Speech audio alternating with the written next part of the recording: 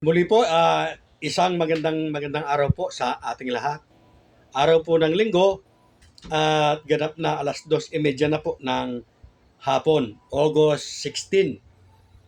Napakarami po ng mga katanungan, mga kabarangay, ang natatanggap po natin sa ating mga followers at mga subscribers. Lalong-lalo na po yung format po ng sworn statement. Yan po yung sworn statement on conflict of interest. Maya-maya lamang po ay sasabihin natin kung paano yan makukuha. Doon po sa mga nagtatanong kung ang halimbawa magkapatid nakaupo, hahabol, yung isa sa kapitan at yung isa ay kagawad, baka magkamali po ako ng isasagot. Siguro po kapag o sa mga ganitong magkakapareho pong katanungan, ay may mga malapit naman po kayo na COMELEC o local COMELEC sa inyo. Mas maigi po na sa kanila na po siguro kayo muna magtanong, mga kabarangay. Dahil ako man po sa ngayon ay nalilito at ang alam ko lamang po na saklaw pa ngayon ng political dynasty sa barangay ay ang SK lamang po.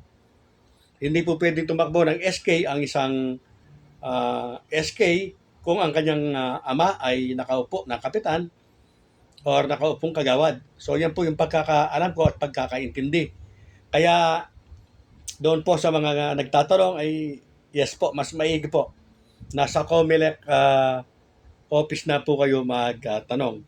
Ito naman po yung sa mga nagtatanong, yung format po ng sworn statement na ano po, o yung mga nagtatanong po ng format ng sworn statement on conflict of interest. So, heto po mga kabarangay, pwede po yung makita, makopya sa portal po ng COMELEC. Pero parang hindi po ninyo siya ma-download dahil meron po siyang watermark. So, maigi po siguro na kopyahin na lamang po yung format at i-retype na lamang po ninyo. At bukod po, iyan na dapat po ay nakanotaryo din po. Kagaya po ng ating COC ay nakanotaryo po. So bukod po yan na panonotaryo po ninyo. Ito po at aking ipapakita sa inyo yung sample po ng format. At yan nga po, pinare-retype ko na po para magamit ng ating mga kasama sa team. So sa lahat po ng nanonood ng ating FB page at YouTube channel, ayan po, tingnan pong mabuti, maigi ang format po ng form.